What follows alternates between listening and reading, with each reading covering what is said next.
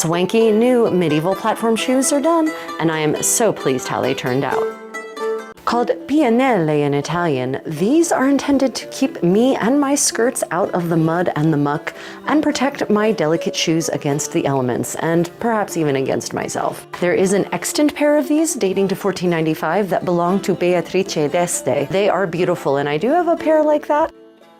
But these are lower and were intended to be more generally useful on all terrain rather than just the flattish streets of 15th century Florence. They consist of a cork interior which gives them a little bit of padding and are completely covered in leather top and bottom.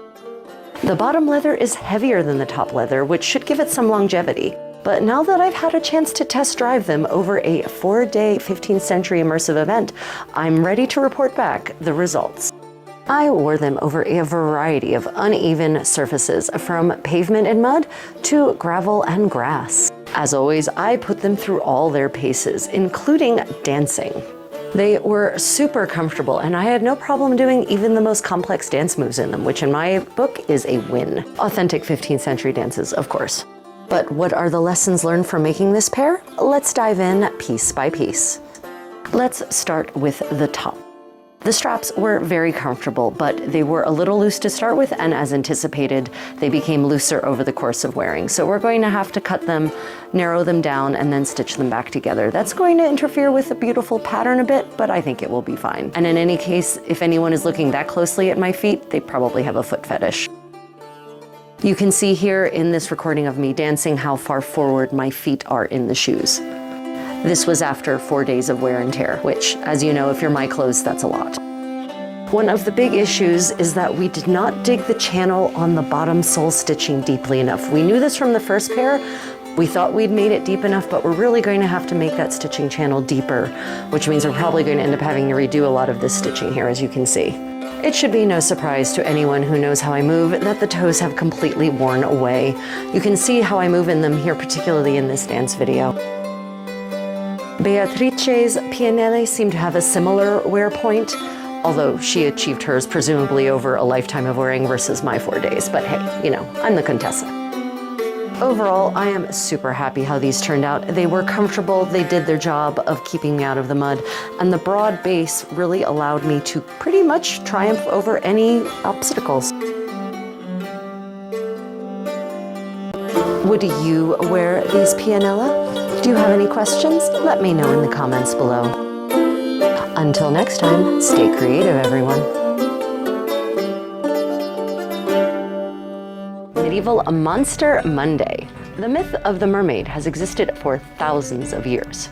In the Middle Ages, they were thought to be lovely but terrifying creatures who would drag sailors to their murky deaths. One 13th century Italian encyclopedia even says that they have claws and wings, and they even claim that the word for mermaid in Arabic is the same word as the word for the cobra, to which they compare the mermaids. Often confused with sirens, which they are not, by the way, you will also see them featured heavily in religious manuscripts and also in religious architecture because, thanks to their purported wiles, they are associated with the sins of temptation, luxury, and lust. And of course, vanity as well. Hence why they are depicted with a bronze mirror and a comb, as you see here. Sins, of course, that were identified by medieval theologians as being heavily female. Medieval misogyny for the win. Stay tuned for next week's Medieval Monster Monday. Philip from Irish Medieval History says to me, "Rachel, what is this strange white veil coming out of the top of this hat?" Philip, that's not a veil, LOL. So let me tell you about this hat. This is called a chaperon in French, and this is basically a hooded cowl where the face part that goes around your face has been rolled up into this roll here, and then the part that would be the cowl is here, coming out the sides very fetchingly, and the part that would be the lyra pipe is here. And then this I can drape over here, I can wrap it up around the hat to secure it like this. It's very versatile. But this version is past the era when it's a hooded cowl. It is now basically a padded roll where the cowl has been stitched into it separately, and then the lyra pipe is also a separate piece. Fetching 15th century headwear for the win. On my recent video on 15th century medieval Irish men's fashions, the question came up as to whether they're still using brooches to fasten the brat, the cloak that was so popular throughout 1,000 years of Irish history. Well, I just found some evidence that says that maybe at least somewhere in 15th century Ireland, they were indeed still wearing a brooch. And here it is. Check that out. So I believe that this is probably St. Francis of Assisi with his stigmata, because you can see the stigmata on his hands and feet and also on his chest. And if you look at his collarbone, there is a brooch. Now, of course, we can't really know if art represents what people were actually wearing in the 1440s in Ireland, the date of this tomb sculpture, but at least there's one piece of visual evidence. Stay tuned for more on 15th century medieval Irish fashion, medieval fashion discoveries. So here I am trolling through my books for evidence of extant 15th century houppelans, specifically the materials out of which they're made. And I break open my household accounts of the Howard household, the Duke of Norfolk from the 15th century. And I magically, and I mean this for real, magically open up to a page that has an entire set of bills for clothing either commissioned for mending or commissioned to be made. And it includes a whole trove of gowns, houppelans, and it talks about the materials out of which they're made. And this is fascinating because there are multiple gowns that are made of something expensive like silk damask or velvet, etc., and they are lined in frieze. Frieze is a wool that comes from Ireland, and it is thick and woolly on one side and flat on the other. And so this actually shows a clear connection between England and Ireland. So let's take a look at this expense account and see exactly how this frieze is being used. For instance, 3 yards of frieze for lining of a long gown. And then just a little bit later, we have 3 yards of a black frieze to the same gown, that being a gown of blue velvet. Here we have 2 yards of russet frieze to line a short gown of black.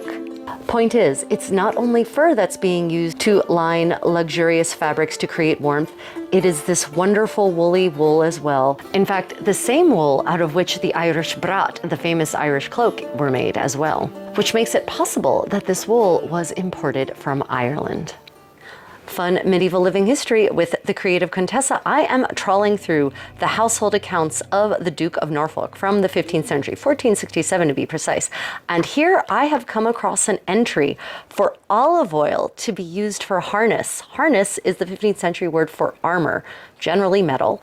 And what this tells me is that they were using olive oil to clean armor and preserve it from rusting. So if you are a modern living historian, it looks like olive oil would be a very authentic choice to keep your armor nice and shiny.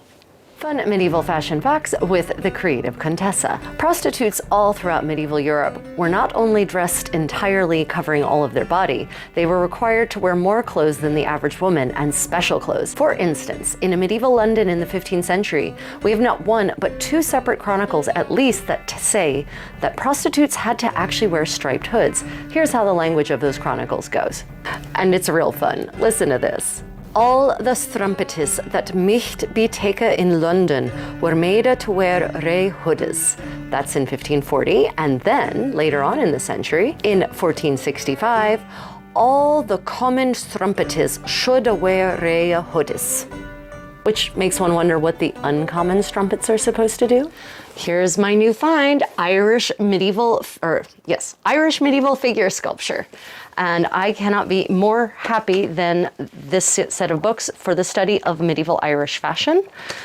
It even has, oh my God, a punch card for card catalogs. You probably don't know what that is if you're watching this. Hey, what's this?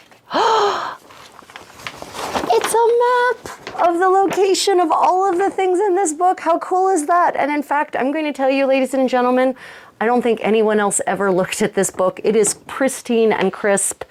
And so it was in a library and no one loved it. Well, I'm going to love it forever and ever and ever. Here, my friends, is one of the 3 tombs of Richard I of England called the Lionheart.